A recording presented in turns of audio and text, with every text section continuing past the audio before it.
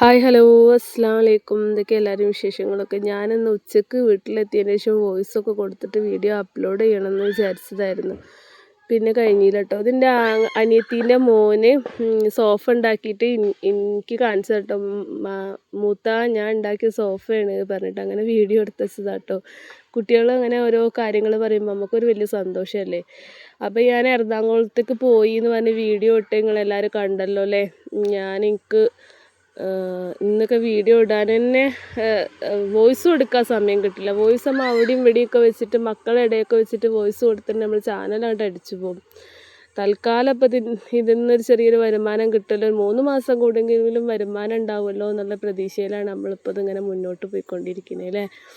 അപ്പോൾ രാവിലെ അമ്മച്ചിക്ക് നമുക്ക് എല്ലാവർക്കും പത്തിരിയും മുരിങ്ങൻ്റെ ഇല തേങ്ങരച്ച് കറിയൊക്കെ വെച്ചതാട്ടോ. ഞാനിപ്പോൾ 2-3-4 ദിവസമായിട്ട് ഭയങ്കര യാത്രയായതുകൊണ്ട് ഉമ്മച്ചീൻ്റെ അടുത്ത് പോയിട്ട് ഉമ്മച്ചിക്കൊരു കുഞ്ഞു ഹെൽപ്പ് ചെയ്ത് കൊടുക്കാനൊന്നും എനിക്ക് പറ്റിയില്ല. ഞാൻ ആകെ ചെയ്തത് ഈ മുരിങ്ങൻ്റെ ഇല ഈരിയിടുക എന്ന് മാത്രം. ഒന്ന് അകം ചെറുതായിട്ടൊന്ന് അടിച്ചേരി കൊടുത്തു, അത്രയല്ലാതെ വേറെ വീട്ടിൽ പ്രത്യേകിച്ച് ഞാൻ ആലോചിക്കുമ്പോൾ ഒന്നും ഞാൻ ചെയ്തില്ല. ഞാൻ പോയപ്പോൾ എനിക്ക് അത്രയും ക്ഷീണം ഉണ്ടായിനി. അപ്പം ഉമ്മച്ചി പറഞ്ഞു, എടി ഞാൻ കണ്ണിമാങ്ങ അച്ചാറിട്ടതാ, ഇതൊന്ന് നോക്കുകാരന്. അങ്ങനെ ഞാൻ ഏതായാലും നോക്കല്ലേ, അപ്പം പിന്നെ വീഡിയോ എടുക്കാൻ വിചാരിച്ച്. അച്ചാറിൻ്റെ ഭാവം എന്താണെന്നുള്ളത് നിങ്ങൾക്കും കാണിച്ചു തരാമെന്ന് കരുതി. അങ്ങനെ അച്ചാർ എടുത്ത് നോക്കിയപ്പോൾ അതിൽ ചെറുതായിട്ടൊരു ചെറിയ പൂപ്പലുണ്ട് എന്നല്ലാതെ വേറെ അച്ചാറിന് കുഴപ്പമൊന്നുമില്ല കേട്ടോ. നമ്മൾ കടയിൽ നിന്നൊക്കെ വാങ്ങണ അതേ കണ്ണിമാങ്ങൻ്റെ ടേസ്റ്റ് അച്ചാറിന്. അപ്പോൾ വീട്ടിൽ ഈ ഭരണിയിലിട്ടതിനോണ്ടായിരിക്കും ചെറിയൊരു പൂപ്പൽ അവിടെയുണ്ട്, ചെറിയ താഴത്തെ ഒരു കുറച്ചുണ്ട് കേട്ടോ. നല്ല ടേസ്റ്റ്. ഉമ്മച്ചി പറഞ്ഞു ഇജ്ജ് കൊണ്ടുപോയിക്കോ കുറച്ച് പറഞ്ഞു. അപ്പോൾ ഞാൻ പറഞ്ഞു ഉമ്മ നിങ്ങൾക്കറിയില്ല എൻ്റെ സ്വഭാവം, ഞാൻ അച്ചാർ കൊണ്ടുപോയിട്ടുണ്ടെങ്കിൽ അതൊക്കെ കൂടുതൽ കഴിക്കും, പിന്നെ എനിക്ക് കൂടുതൽ എന്തെങ്കിലും വയ്യായികയൊക്കെ വരും. അപ്പം ഞാൻ ഈ പൂപ്പ് കുറച്ച് ഇങ്ങോട്ട് എടുത്ത് ഒഴിവാക്കാൻ വിചാരിച്ച് നോക്കുമ്പോൾ അതിങ്ങോട്ട് കിട്ടണില്ല കേട്ടോ. എന്ന് വെച്ചാൽ ഞാൻ കുറച്ച് അച്ചാർ ഇങ്ങോട്ട് എടുത്ത് മാറ്റിയിട്ട് അമ്മ അങ്ങോട്ട് എടുക്കാറ്. കൈയിടാൻ പറ്റൂലല്ലോ, ഇട്ടാൽ പിന്നെ കൂടുതൽ കേടുവരും. അപ്പം ഉമ്മച്ചി തന്നെ ഒരു മാങ്ങ എടുത്ത് തിന്ന് നോക്കും. ഞാൻ പിന്നെ ഇത്രയും തോനെ മാങ്ങയൊക്കെ ഞാൻ തിന്ന വായിൽ ഇപ്പോഴും വെള്ളം വരുന്നു കേട്ടോ. ഈ വീഡിയോ ഇങ്ങനെ പറയുമ്പോഴും വായിൽ വെള്ളം വരും, അത്രയും ടേസ്റ്റ് ഉണ്ടായിരുന്നു കേട്ടോ ഈ കണ്ണിമാങ്ങാൻ്റെ ടേസ്റ്റ്. അപ്പം ഉമ്മച്ചി പറഞ്ഞു പകുതി ഞാൻ തിന്നോളാം, പകുതി ചേർത്തോ പറഞ്ഞു. അങ്ങനെ തിന്ന് നോക്കിയപ്പം ഭയങ്കര രസം. ഞാൻ ചോറിന് എടുത്തിട്ടുണ്ടായിരുന്നു കേട്ടോ. എന്ന് വെച്ചാൽ ഈ ഏതായാലും ഇനി കൊണ്ടുപോകില്ല എന്നല്ല പറഞ്ഞെന്നാൽ അവിടെ നിന്ന് തിന്നോ. നിങ്ങൾ ഈ ഒരു പക്ഷീൻ്റെ കരച്ചിൽ കേൾക്കുന്നുണ്ടോ? അത് മലമ്പുഴയ്ക്ക് വേഴാമ്പലാട്ടോ. ഇവിടെ വേഴാമ്പൽ സംരക്ഷണ കേന്ദ്രമാണെന്ന് തോന്നുന്നുണ്ട് നിലമ്പൂർ. ഇവിടെയൊക്കെ ബോർഡ് കാണാം. ഇവിടെ ഇഷ്ടംപോലെ വേഴാമ്പലുകളുണ്ട് കേട്ടോ. അപ്പോൾ ഇതാ കണ്ണിമാങ്ങ അച്ചാർ കണ്ടോ, എന്താ മക്കളെ രസം അറിയോ. ഞാനിങ്ങനെ വെറുതെ പറയാന്നേക്കും നിങ്ങൾ ചിന്തിക്കുന്നുണ്ടാവും. അല്ല കേട്ടോ, എനിക്ക് നുണ പറയേണ്ട ആവശ്യമില്ലല്ലോ. എനിക്ക് വായിൽ ഇപ്പോഴും വെള്ളം വരിക. ഞാൻ ഉമിനീര് ഇറക്കിക്കൊണ്ടേ ഇരിക്കുകയാണ്. നല്ല ഉരുളക്കിഴങ്ങിൻ്റെ കറിയും പിന്നെ ചിക്കൻ പൊരിച്ചതും കണ്ണിമാങ്ങ അച്ചാറും ആയിരുന്നു കേട്ടോ ഉച്ചക്ക്. രാവിലത്തെ പത്തിരിയും മുരിങ്ങൻ്റെ ഇലക്കറി. ആരെങ്കിലും ഞാൻ മുരിങ്ങൻ്റെ ഇലക്കറി ഉണ്ടാക്കണത് ഇങ്ങനെയാണെന്ന് പറഞ്ഞിട്ട് ആരെങ്കിലും ഉണ്ടാക്കി നോക്കിയിട്ടുണ്ടായിരുന്നോ? പലരും എന്നോട് ഇതെങ്ങനെ ഉണ്ടാക്കുക ചോദിച്ചു. ഞാൻ പലർക്കും പറഞ്ഞു കൊടുത്തിട്ടുണ്ടായിരുന്നു. പിന്നെ ഉച്ചക്കത്തെ ഭക്ഷണം ഇന്ന് കുറച്ചേ കഴിക്കുള്ളൂ, പക്ഷെ എനിക്ക് പിന്നെയും എടുത്ത് കഴിക്കാനൊക്കെ തോന്നും കേട്ടോ. പക്ഷെ ചൂടുകൊണ്ട് പിന്നെ എടുത്ത് കഴിക്കാനൊന്നും നിന്നില്ല. പക്ഷെ കഴിക്കാൻ തോന്നുന്നുണ്ടായിരുന്നു. വെച്ച് ഉണ്ടാക്കിയ ഭക്ഷണം അടിപൊളിയായിരുന്നു. ഇപ്പം ഞാൻ നിലമ്പൂരെത്തി. മക്കളെ കൂട്ടാൻ വേണ്ടി പോകുന്നതാണ്. എല്ലാ അജുവക്കും ഐശക്കും ഒക്കെ ചൂട് പൊന്തിയിട്ടുണ്ട് നല്ലോണം. എറണാകുളത്ത് ചൂട് അത്രയാട്ടോ.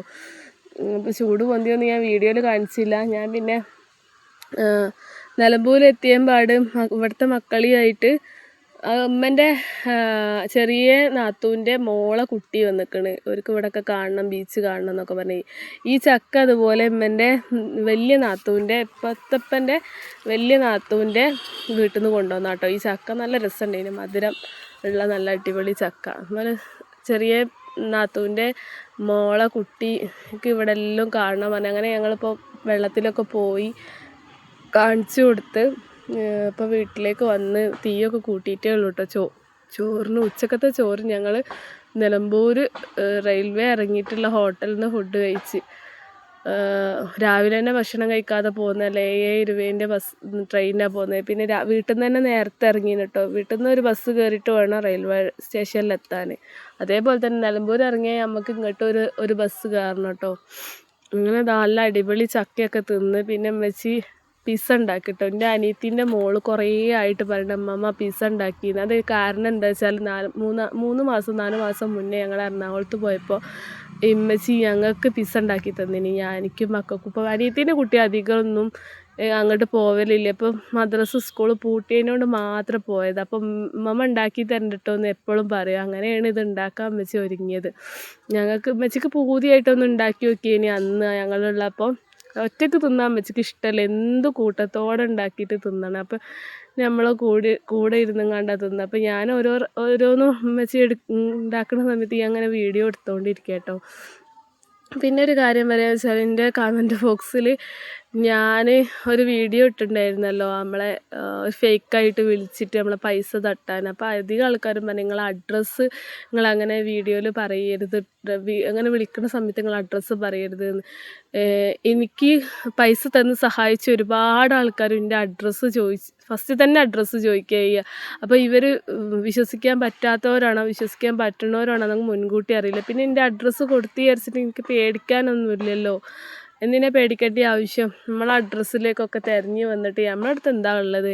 നമ്മളത് ലക്ഷങ്ങളും കോടികളും ഒന്നുമില്ലല്ലോ. ആകെ ആ തേപ്പ് കഴിയാത്ത വാർപ്പ് കഴിഞ്ഞ് വീടുണ്ട്. ആ വീട് ആർക്കും എടുത്തു കൊണ്ടുപോകാൻ പറ്റുമോ?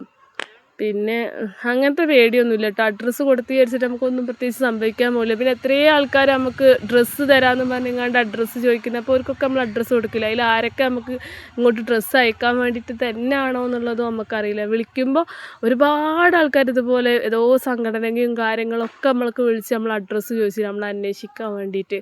അതിൽ ചിലപ്പോൾ ഫേക്ക് ആയിരിക്കും, ചിലപ്പോൾ ഒറിജിനലായിരിക്കും, ചിലപ്പോൾ നരമ്പ് രോഗികളായിരിക്കും. അപ്പോൾ നമ്മൾ അതിനെക്കുറിച്ചിട്ട് പേടിക്കേണ്ട. അപ്പോൾ അങ്ങനെ കമൻറ്റ് ബോക്സിൽ അങ്ങനെ ഇഷ്ടം പോലെ ഉണ്ട്. പിന്നെ പല ആൾക്കാരും എൻ്റെ നമ്പർ ഒന്നുകൂടി തരുമോ എന്നൊക്കെ ചോദിക്കും. എൻ്റെ നമ്പർ എൻ്റെ ചാനലിൽ തന്നെ ഉണ്ട് കേട്ടോ. എൻ്റെ ചാനൽ ഡിസ്ക്രിപ്ഷനിലുണ്ട് എൻ്റെ നമ്പർ കിട്ടിയിട്ട് അധികം ആണുങ്ങളാണ് ഈ നമ്പർ ലൈവിലായാലും വീഡിയോയിലായാലും വന്ന് ചോദിക്കുന്നത്. എനിക്കറിയില്ല അവർ നമ്പർ കിട്ടിയിട്ട് ഇവർക്ക് എന്താ ഉദ്ദേശിക്കുന്നത്. നിങ്ങൾ ഉദ്ദേശിക്കുന്ന ഒരു രൂപത്തിലേക്കുള്ള ഒരു പെണ്ണല്ല കേട്ടോ ഞാൻ. ഇത്രയും കാലത്തോളം എന്നെ വിളിച്ച ആൾക്കാർക്കൊക്കെ അറിയാം ഞാൻ ഏതൊരു ടൈപ്പാണ്, ഏത് രൂപത്തിലായിരിക്കും എൻ്റെ സംസാരം. നിങ്ങൾ ആ ഒരു വോയിസിൽ തന്നെ കേട്ടില്ലേ ഞാൻ എങ്ങനെയാണ് സംസാരിക്കുക. എന്നെ സ്വതവേ അങ്ങനെയാണ് കേട്ടോ. അധികം ആണുങ്ങളോട് കൊഞ്ച് കൊയ്യാനോ അല്ലെങ്കിൽ തന്നെ സോഫ്റ്റായിട്ട് സംസാരിക്കാനോ അറിയില്ല. എൻ്റെ കൂടെ ജീവിച്ച എൻ്റെ ഭർത്താവിന് തന്നെ നല്ലോണം അറിയാം. മൂപ്പരെന്നെ പറയും എന്നെ എവിടെ കൊണ്ടുപോയിട്ടാലും കുഴപ്പമില്ല, നിങ്ങൾക്ക് സോഫ്റ്റായിട്ട് അങ്ങനെ വർത്തമാനം പറയാൻ സത്യത്തിൽ അറിയില്ല. ചിലരൊക്കെ എൻ്റെ സ്വഭാവം കണ്ടിട്ട് പറയും ഇവർക്ക് ഭയങ്കര അഹങ്കാരമാണ്, ജാടയാണെന്നൊക്കെ ചില ആണുങ്ങളൊക്കെ പലരോട് പറഞ്ഞതായിട്ട് ഞാൻ കേട്ടിട്ടുണ്ട്. പക്ഷേ എനിക്ക് ആണുങ്ങളോട് സംസാരിക്കുന്ന രീതി അങ്ങനെ കേട്ടോ. എനിക്ക് സോഫ്റ്റായിട്ട് സംസാരിക്കാനോ എനിക്കറിയില്ല. സ്ത്രീകളോട് ഞാൻ എത്രയും പതുക്കെയും സമാധാനത്തിലൊക്കെ സംസാരിക്കും, അത്രയും അടുപ്പത്തിൽ സംസാരിക്കും. ആണുങ്ങളോട് എനിക്കത് സംസാരിക്കാനേ പറ്റാറില്ല. ഇതുവരെ അങ്ങനെ സംസാരിച്ചിട്ടുമില്ല. അപ്പോൾ എന്നെ വിളിക്കാൻ ഉദ്ദേശിക്കുന്ന ആണുങ്ങളോടായിട്ടാണ് ഞാൻ പറയുന്നത്. നിങ്ങൾ വിളിക്കണേ നല്ല ഉദ്ദേശത്തോടെ സംസാരിക്കാനുള്ള ഉദ്ദേശത്തോടെ എന്നെ വിളിച്ചിട്ട് കാര്യമില്ല കേട്ടോ. ആ ഒരു രീതിയിൽ സംസാരിക്കുന്ന ഒരാളേ അല്ല ഞാൻ. വീഡിയോയിൽ ഇത് പറയാൻ കാരണം എനിക്കിപ്പോൾ കുറച്ചായിട്ട് വാട്സപ്പിൽ ഞാൻ ഇതൊന്നും പബ്ലിക്കാക്കാൻ ആഗ്രഹിക്കാത്തതാണ്. കുറേ ആൾക്കാർ കല്യാണം കഴിക്കട്ടെ ഇപ്പോൾ കുറച്ചായിട്ട് ഇപ്പോൾ ഒരു 5-8 ആൾക്കാരിങ്ങനെ മെസ്സേജ് അയച്ചു. ഇവർക്ക് എന്താണ് മാട്രിമോണിയിലൊക്കെ പോയി നോക്കിയാൽ പോരെ, ഇങ്ങനെ കല്യാണം കഴിക്കാൻ ആഗ്രഹമുണ്ട്, എനിക്ക് കല്യാണം കഴിക്കണം എന്ന് തോന്നുകയാണെങ്കിൽ ഞാൻ തന്നെ സോഷ്യൽ മീഡിയ വന്ന് പറയും എനിക്ക് കല്യാണം കഴിക്കണം, ഏതെങ്കിലും ചെക്കന്മാരുണ്ടെങ്കിൽ ഒന്ന് കോണ്ടാക്ട് ചെയ്തോളി. അല്ലാതെ അപ്പോൾ നമുക്ക് ആഗ്രഹമില്ലാതെ വെറുതെ നമ്മളോട് ഇങ്ങനെ വന്നിങ്ങാണ്ട് കല്യാണം കഴിക്കട്ടെ, ഇങ്ങനെ ഒറ്റയ്ക്ക് നിൽക്കല്ലേ, എനിക്ക് ഒറ്റയ്ക്ക് നിൽക്കുമ്പോൾ എങ്ങനെയാണ് എൻ്റെ കാര്യങ്ങൾ നടക്കണേ, എത്ര ചീപ്പായിട്ടുള്ള ചോദ്യങ്ങളായി ആണുങ്ങൾ ചോദിക്കണേ. എനിക്ക് മനസ്സിലാവണില്ല. എനിക്ക് ഒറ്റയ്ക്ക് നിൽക്കണേന് കുഴപ്പമൊന്നുമില്ല, എനിക്ക് എൻ്റെ കൂടെ മക്കളില്ലേ. പിന്നെ എന്തെങ്കിലും പ്രശ്നമോ കാര്യം ഉണ്ടെങ്കിൽ വിളിക്കാൻ എൻ്റെ ആങ്ങളെയും അനിയത്തിയും കുറച്ച് യൂട്യൂബിൽ കുറേ താത്തന്മാരും അനിയത്തികളൊക്കെ ഉണ്ട്.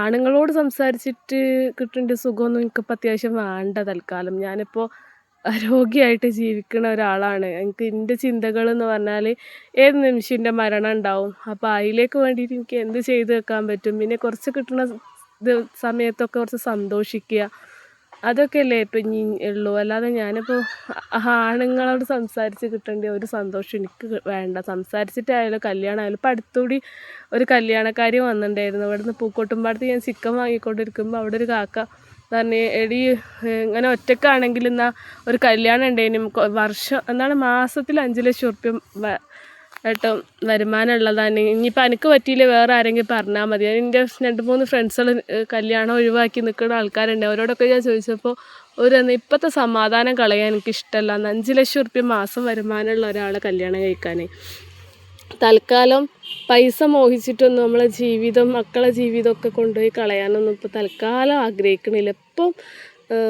ഞാനും മക്കളും പഠിച്ചവനും ഇങ്ങനെ പോട്ടെ നമ്മളെ ജീവിതമൊക്കെ. ഇടയ്ക്ക് നമ്മളെ ഉമ്മ വരും, ആങ്ങളെ വരും, പിന്നെ കുറേ യൂട്യൂബ് ഫ്രണ്ട്സ് ഉണ്ട്, അവരൊക്കെ വരും. വേറെ ഒന്നിനെ കുറിച്ചിട്ടും ചിന്തിക്കില്ല. നമ്മളൊക്കെ ജീവിതം വലിയ രസമൊന്നുമില്ലടോ, ഇങ്ങനെ അങ്ങോട്ട് പോട്ടെ. പിന്നെന്താ പറഞ്ഞതെന്ന് വെച്ചാൽ നിങ്ങൾക്കൊരു മരണം ഉണ്ടായിന്. ഞാൻ വല്ലാത്തൊരു സങ്കടത്തിൽ എൻ്റെ വോയിസിലൊക്കെ നിങ്ങൾക്ക് വലിയൊരു സന്തോഷമായിട്ട് നിങ്ങൾക്കൊന്നും തോന്നുന്നുണ്ടാവില്ല.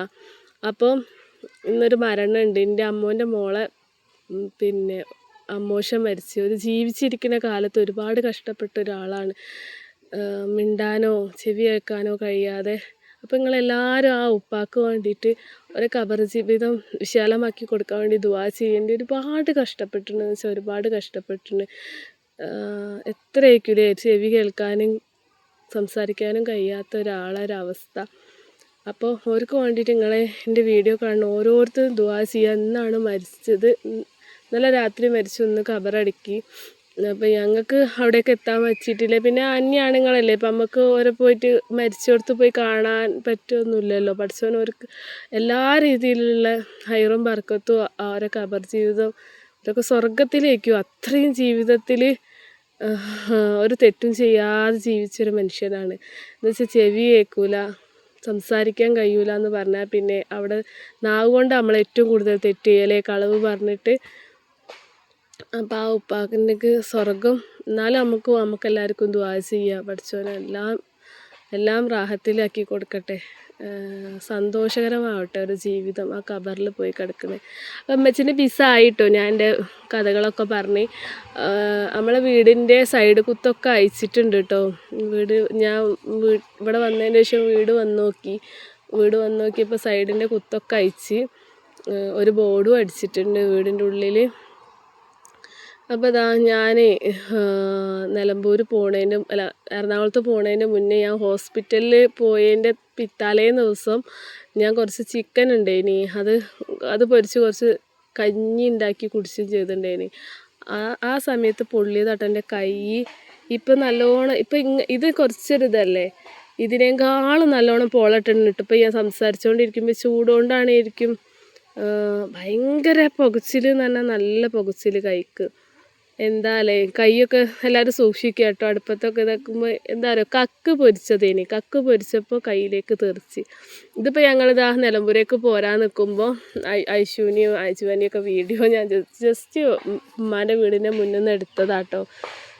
അപ്പം ഞാൻ എന്താ പറഞ്ഞത്, നമ്മളെ വീടിൻ്റെ ബോർഡും ഇതൊക്കെ ഞാൻ വീഡിയോയിൽ കാണിക്കുന്നുണ്ട് കേട്ടോ. ഒക്കെ എടുത്തതും ആക്കിയതൊക്കെ, ബോർഡ് അടിച്ചതും സൈഡ് ഞാൻ പറഞ്ഞില്ല, എനിക്ക് അന്ന് വീഡിയോ എടുക്കാൻ തന്നെ സമയം കിട്ടിയില്ല. അങ്ങോട്ടോടുക. അത് രാത്രിയാണ് അതിൻ്റെ ഉള്ളിൽ പോയി കിടന്നത്. രാത്രി കിടക്കുന്ന സമയത്ത് പിന്നെ വീഡിയോ എടുക്കാനൊന്നും പറ്റിയില്ല. അപ്പോൾ ഇപ്പം അതാ പോണേ മുന്നേ എല്ലാ മക്കളോടും ഭയങ്കര വിഷമമുണ്ടായിരുന്നു കേട്ടോ. ഇപ്പൊക്ക് ഇത്രയും ദിവസം മക്കളെല്ലാവരും അവിടെ നിന്നിട്ട് പെട്ടെന്ന് പോരുമ്പോൾ ഇപ്പം മക്കളൊക്കെ വിളിച്ച് വരുത്തിയിട്ട് എല്ലാവർക്കും ഉമ്മൊക്കെ കൊടുത്തിട്ടാണ് വിട്ട് കേട്ടോ.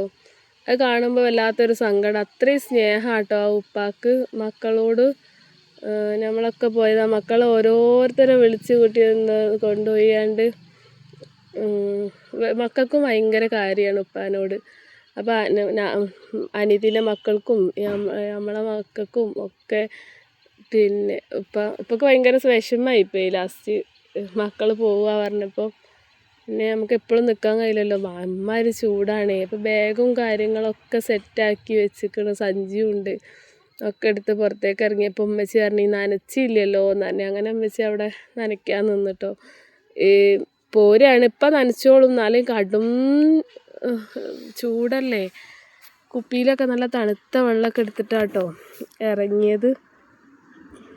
പിന്നെന്താ, ആരൊക്കെയോ ഞാൻ പറഞ്ഞല്ലോ നമ്പർ, എൻ്റെ നമ്പർ ഉണ്ട്, വിളിച്ചിട്ട് പ്രത്യേകിച്ച് കാര്യമൊന്നുമില്ല. പിന്നെ ഏതോ ഒരയാൾ ഇങ്ങനെ നിരന്തരമായിട്ട് ഇങ്ങനെ മെസ്സേജ് അയച്ചുകൊണ്ട് നിൽക്കാൻ. ഞാൻ പറഞ്ഞ കല്യാണക്കാരെന്ന് വെച്ചിട്ട് ഇതൊക്കെ ഫേക്ക് ആയി കിട്ടുമോ? ഇവർക്കൊരു പെണ്ണിൻ്റെ സൗണ്ട് കേൾക്കുമ്പോഴത്തേക്കും വേറെ ചിന്തകളിൽ ജീവിക്കുന്ന ആൾക്കാരാണ്. ഞാൻ തന്നെ നേരെ ഓപ്പോസിറ്റുമാണ്. എല്ലാ സ്ത്രീകളും സോഷ്യൽ മീഡിയയിലേക്ക് വന്നിട്ട് വേണ്ടാത്ത രീതിയിലേക്ക് ചിന്തിക്കാൻ വേണ്ടിയിട്ട് വരുന്ന അതാണെന്നാണ് എല്ലാവരുടെ ചിന്തയിൽ. ഏത് സ്ത്രീകൾ വന്നാലും വേണ്ടാത്ത രൂപത്തിലേക്കാണ് മനുഷ്യന്മാർ കാണുക. നമ്മളെ നിവൃത്തിയില്ലായ്മ കൊണ്ടാണ് ഇങ്ങനെ ആയതെന്ന് പോലും ഇല്ല. അങ്ങനെ നിലമ്പൂർ സ്റ്റാൻഡിലെത്തി, അങ്കമാലി റെയിൽവേ സ്റ്റേഷനിലെത്തി. അവിടുന്ന് ട്രെയിൻ കയറി നിലമ്പൂർ ഇറങ്ങി ഫുഡ് കഴിച്ച് ഇതൊക്കെ. നമ്മളെ പിസ്സ എങ്ങനെ രസമുണ്ടോ? ഞാൻ എന്തൊക്കെയോ അതിൻ്റെ ഇടയിൽ സംസാരിച്ചില്ലേ, എന്തോ മനസ്സിന് വലിയ രസമൊന്നുമില്ല ഇങ്ങനൊരു മരണം. പിന്നെ എനിക്ക് പ്രിയപ്പെട്ട ഒരു ഉമ്മ ഉണ്ടായിന് ഞങ്ങളെ പെരുമണ്ണുള്ള. എന്നെ ഭയങ്കര കാര്യമാണ്, ഞങ്ങളെ അയൽവാസീൻ്റെ ഉമ്മേന്. ഞാൻ എപ്പം പോവുകയാണെങ്കിൽ പത്രം വായിക്കാൻ വേണ്ടി എനിക്ക് പത്രം വായിക്കുന്ന ഒരു ശീലം ഉണ്ടായിന്. ഇപ്പം ഞാൻ 24 ന്യൂസും റിപ്പോർട്ടർ ന്യൂസും ഒക്കെ കേൾക്കും, ഏഷ്യാനെറ്റൊക്കെ. ഇങ്ങനെ എല്ലാ ന്യൂസുകളും ദിവസവും ന്യൂസ് കേൾക്കാത്തൊരു സമയം എനിക്കുണ്ടാവില്ല. അപ്പോൾ ചെറുതാകുമ്പോൾ എൻ്റെ ഒരു ഹോബി പറഞ്ഞാൽ പത്രം വായിക്കുക എന്നുള്ളതാണ്. ദിവസവും ഞാൻ രാവിലെ പോയി പത്രം വായിക്കുക. അപ്പോൾ അവിടെ ഒരു ഉമ്മ ഉണ്ട്, തൊട്ടടുത്തുള്ള വീടാണ്. അപ്പോൾ ആ ഉമ്മക്ക് എന്നോട് ഭയങ്കര കാര്യം, ഞങ്ങളെ ഭയങ്കര കൂട്ടേനി. പ്രായമായ ഉമ്മേന്. ആ ഉമ്മ ഇപ്പം 2 ദിവസം മുന്നേ മരിച്ചു പറഞ്ഞു.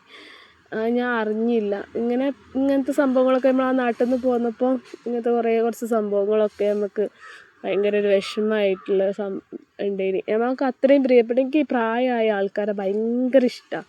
അതേപോലെ കുഞ്ഞു മക്കൾ. എനിക്ക് ആരോഗ്യം ഉണ്ടെങ്കിൽ ഞാൻ ഈ ഒരു കല്യാണമൊക്കെ കഴിച്ചിട്ട് ചിലപ്പോൾ എനിക്കൊരു കുട്ടി ഇതിനൊക്കെ പ്രസവിക്കാൻ വലിയൊരു ആഗ്രഹമുള്ള കൂട്ടത്തിലാണ് ഞാൻ.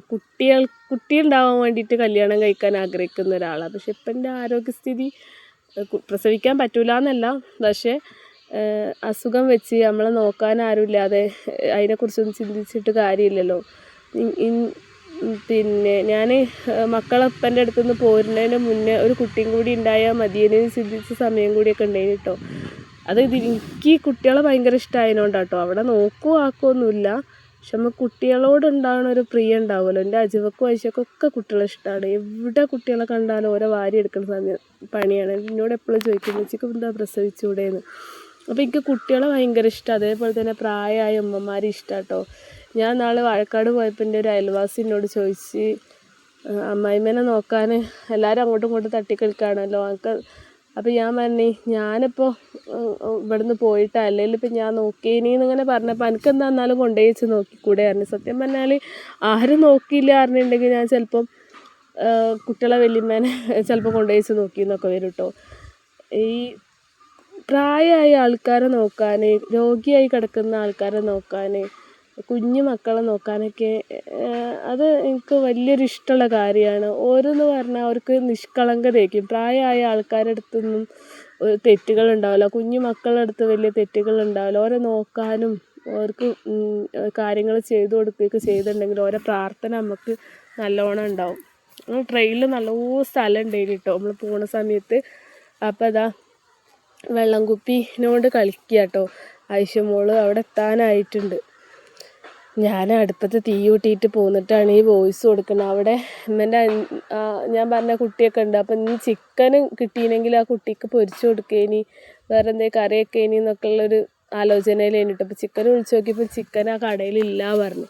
ഇനി അപ്പോൾ ഉമ്മൻ്റെ അഞ്ചത്തിൻ്റെ മോളെ കുട്ടീൻ്റെ മുടിയാഴ്ചയിലുണ്ടായിന്. അപ്പോൾ അതിൻ്റെ ഒരു ഇറച്ചി ഫ്രിഡ്ജിൽ കിടക്കുന്നുണ്ട്. നാളെ ഉമ്മച്ചിക്ക് കൊണ്ടുപോയി കുറച്ച് ഉമ്മൻ്റെ പൊതി. അപ്പോൾ ഒരു പൊതി എനിക്ക് കിട്ടിയത് ഫ്രിഡ്ജിലുണ്ട്. അപ്പോൾ അതെടുത്തിട്ട് വെക്കാൻ വിചാരിച്ചു. ബീഫിനോട് എന്താ അറിയില്ല, ഇപ്പം വലിയ താല്പര്യമൊന്നുമില്ല. എന്തുകൊണ്ടാണെന്ന് അറിയില്ല കേട്ടോ. വാഴക്കാട് നിൽക്കുന്ന സമയത്തൊക്കെ ബീഫൊക്കെ കുറച്ച് കൂട്ടിയിരുന്നു. ഇപ്പോൾ ചിക്കൻ പിന്നെയും കഴിക്കും, മീനിനോടാണ് കൂടുതലിഷ്ടം. മീനൊക്കെ എവിടുന്നെങ്കിലും തോനെ കിട്ടുകയാണെങ്കിൽ നമുക്ക് തോനെ കറിയിച്ച് കൂട്ടേനില്ലേ. ഞങ്ങൾ ഐശുവിനോട് പറയുന്നത് മീൻകാരനെ കൊണ്ട് കല്യാണം കഴിപ്പിക്കണം. ചുമ്മാ പറയുന്ന കേട്ടോ, മക്കളൊന്നും കെട്ടിക്കാൻ തന്നെ ആഗ്രഹമില്ല. നമ്മളെ ജീവിതമൊക്കെ ഇങ്ങനെ ആയതുകൊണ്ട് കുട്ടികളൊക്കെ ഇഷ്ടമാണ് പറഞ്ഞിട്ട് നമ്മൾ വേറെ കല്യാണമൊക്കെ കഴിച്ചിട്ടുണ്ടെങ്കിൽ നമ്മളെ ജീവിതം ഇങ്ങോട്ട് ഇല്ലാതാവുള്ളൂ കേട്ടോ. ഓരോ മനുഷ്യന്മാരും ഇപ്പോൾ വിശ്വസിക്കാൻ പറ്റില്ല. ആർക്കും ഇപ്പോൾ ഒരു പ്രസവമൊക്കെ കഴിഞ്ഞങ്ങാണ്ട് ആ കുട്ടികളൊന്നും നോക്കാൻ പറ്റുന്ന ഒരു സാഹചര്യമല്ല കേട്ടോ നമ്മളെ ഈ ഒരു സമൂഹത്തിലിപ്പം. എന്താ പറയുക, കൂലിപ്പണി എടുത്തുകൊണ്ട് ജീവിക്കുന്ന ആർക്കും ഇപ്പോൾ മര്യാദയ്ക്ക് ജീവിക്കാൻ പറ്റണില്ല. ഇപ്പോൾ ഭയങ്കര തന്നെ.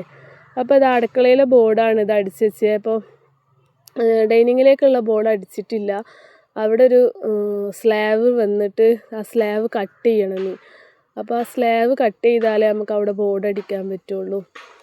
ഉമ്മച്ചീൻ്റെ വെള്ളം കുപ്പി ആട്ടോ പണിക്കാർ മുറിച്ച് വെച്ചതാണ്. എന്താണെന്ന് ആർക്കറിയാം ഇവർ മുറിക്കാൻ കാരണം, പാട്ടം ലേറ്റ് ആയിരിക്കൂലേ.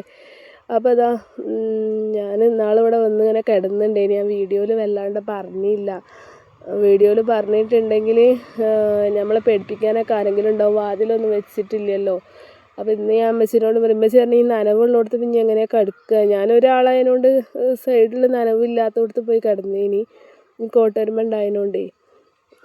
അപ്പോൾ അമ്മച്ചി പറഞ്ഞു ഇനിയിപ്പോൾ എങ്ങനെയാണ് ഇപ്പോൾ ഇവിടെ കിടക്കുക. അപ്പോൾ ഞാൻ പിന്നെ കുറച്ച് തുണികളൊക്കെ നമുക്ക് കൊണ്ടുപോയിടാൻ എന്നിട്ട് കിടക്കുക എന്ന് വെച്ചാൽ കോട്ടരുമ ഉണ്ടായതിനോണ്ടേ ആ മോന് വന്നതല്ലേ. അപ്പോൾ എനിക്ക് ഭയങ്കര ബുദ്ധിമുട്ടായല്ലോ. അപ്പോൾ നമ്മൾ പലകൊക്കെ അയച്ചിക്കണം. ഇനിയിപ്പോൾ കിണർ ഒഴിക്കാനുള്ള കാര്യങ്ങളൊക്കെ നോക്കണം. അടുത്ത ആഴ്ച ഇൻഷാ അല്ലാ പടവാര ഒരു ദിവസം കൊണ്ട് പടവാര ഇങ്ങോട്ട് കൊണ്ടുവരണം. അതേപോലെ അതിൻ്റെ 2 ദിവസം കൊണ്ട് കിണറിൻ്റെ പണികളും നോക്കണം. കക്കൂസ് ടാങ്ക് ഒഴിക്കലും കിണറിൻ്റെ പണിയും പിന്നെ പ്ലംബിങ്ങും വയറിങ്ങും ഇൻഷാ അല്ലാ ഒക്കെ റാഹത്താവും. പിന്നെ ആശേരീനെ കിട്ടിയില്ല കേട്ടോ. അപ്പോൾ നമ്മൾക്ക് ഡോറ് തരാമെന്ന് പറഞ്ഞിട്ടുണ്ട്.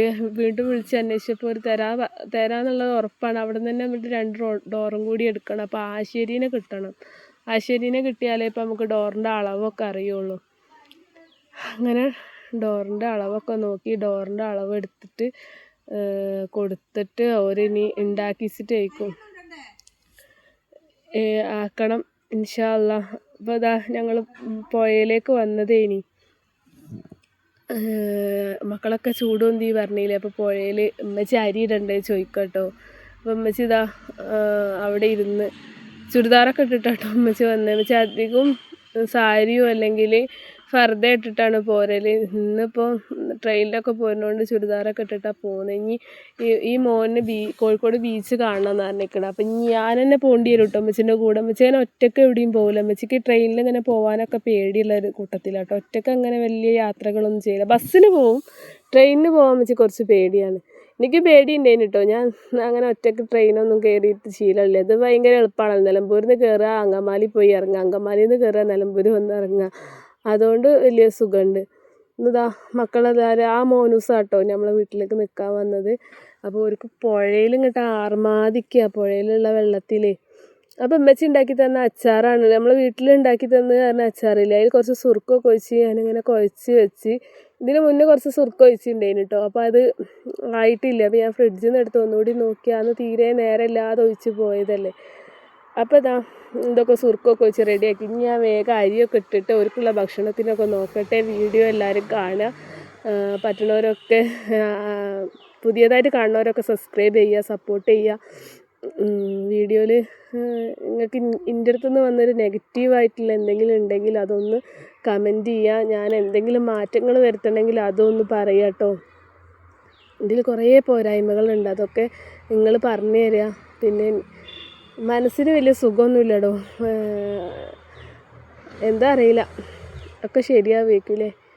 എല്ലാവരും പ്രാർത്ഥനയിൽ ഉൾപ്പെടുത്തി. 2 മരണങ്ങൾ ഇങ്ങനെയൊക്കെ കേൾക്കുമ്പോൾ വല്ലാത്തൊരു സങ്കടം വരും കേട്ടോ.